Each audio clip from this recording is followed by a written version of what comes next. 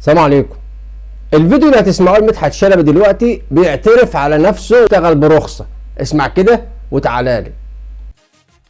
نرجع للدعوة دي.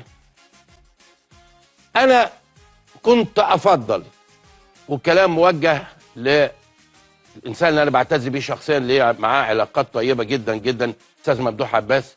كنت أفضل، ما تسألني أنا عن رأيي، أن توجه دعوة رسمية من نادي الزمالك إلى النادي الأهلي. كنت أفضل، زي ما أول ما نجحتوا دعيتوهم وجم والكلام ده كله. طبعا هنا واحد يقول لي انت يا عم بتتكلم في ايه؟ انت مش شايف النادي الاهلي عمال ياخد مننا امام عاشور، ياخد مننا زيزو، وبيدور على مش عارف مين، واللي اسمه احمد عيد ده ولا مش ايه وبقي ونقي. اقول لكم بس حته صغيره قوي في الحته دي، عشان احنا بقى عندنا حساسيه اوفر من الانتقالات.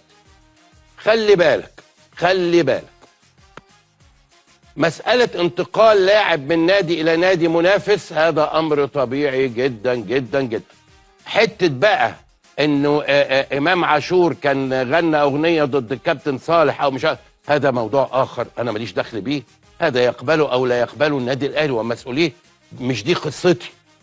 انا قصتي مساله انتقال لاعب من هنا لهنا او من هنا لهنا، عادي جدا جدا. احنا عاملين منها موضوع. انا جبت لكم بس كده كام اسم كده في السريع، صرف النظر عن الظروف اللي اتنقلوا فيها. يعني الكباتن بقى من غير ما نقول ايه كابتن فلان وعلان. فيما يتعلق بانتقالات من الاهلي للزمالك، مثلا جمال عبد الحميد، حسام حسن وابراهيم حسن، حسين ياسر المحمدي، حسن مصطفى، احمد حسن، دومينيك دو سيلفا، كل دول اتنقلوا من الاهلي للزمالك عادي جدا.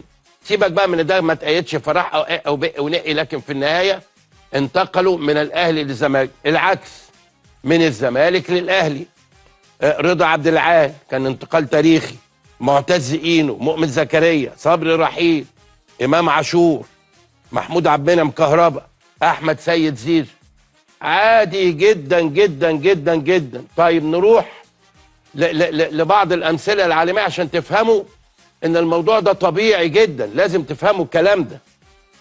لويس فيجو ده كان نجم النجوم، نجم النجوم، اتنقل من برشلونه لريال مدريد، كان سنه 2000. لويس انريكي من ريال مدريد لبرشلونه.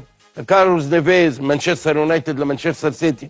روبن فان فيرسي من ارسنال لمانشستر يونايتد. كل دول ايه اللي هم الانديه المتصارعه.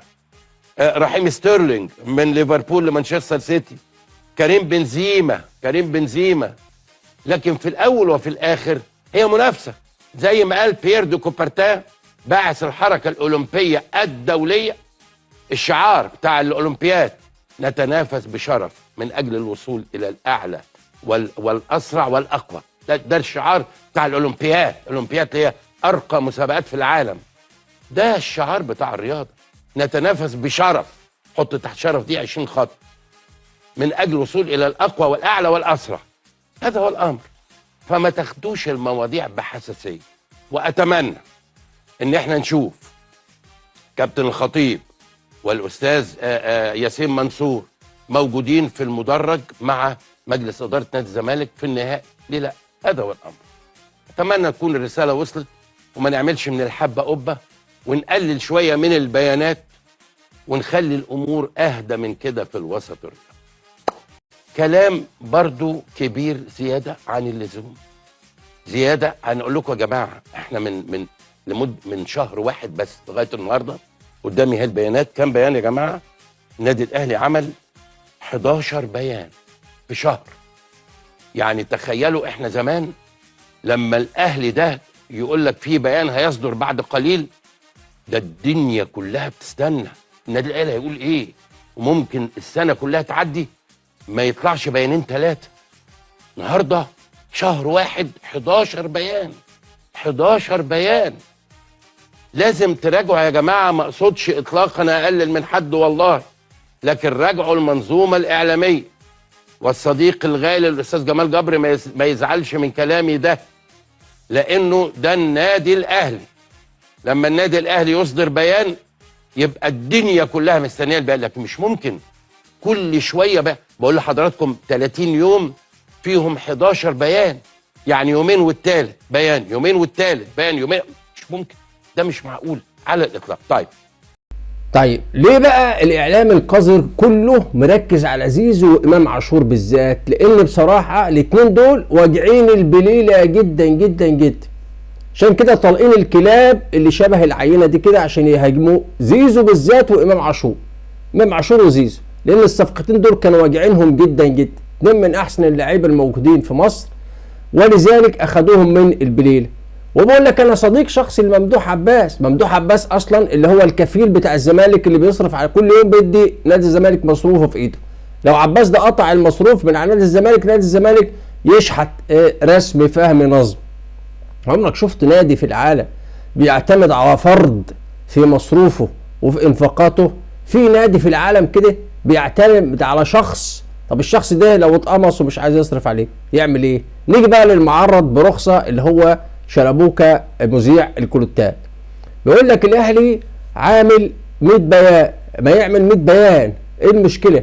لان الايام دي كل موجه ضد الاهلي، سواء اعلام قذر على شاكله حضرتك وسخ او مسؤولين موجودين في الرياضه المصريه، حتى الاعلاميين الرياضيين كلهم موجهين ضد الاهلي. يعني نقابه الاعلاميين زملكاوي كان بيشتغل في قناه الزمالك، والمجلس الاعلى للاعلام، واتحاد الكره، وهكذا. طيب الاهلي يعمل ايه؟ يسكت عن حقه يعني؟ ولا لما يكون في مشكله او في غلط او في حق ليه ما يطلعش بيان يسكت يعني؟ ولا يعمل ايه؟ ولو ما طلعش بيان يقول لك الاهلي ما بيردش، اصل الاهلي ضعيف، اصل ما عندهمش حاجه يتكلموا فيها. نسيب بقى الاوساخ اللي زي حضرتك يتكلموا ويفتحوا البرامج الرياضيه لبتوع الزمالك، واللي ما بيفهموش حاجه في الكوره يطلعوا يتكلموا على الاهلي ويقطعوا في اللعيبه من غير الاهلي ما يطلع بيان ويرد على الحاجات دي، السخافات دي.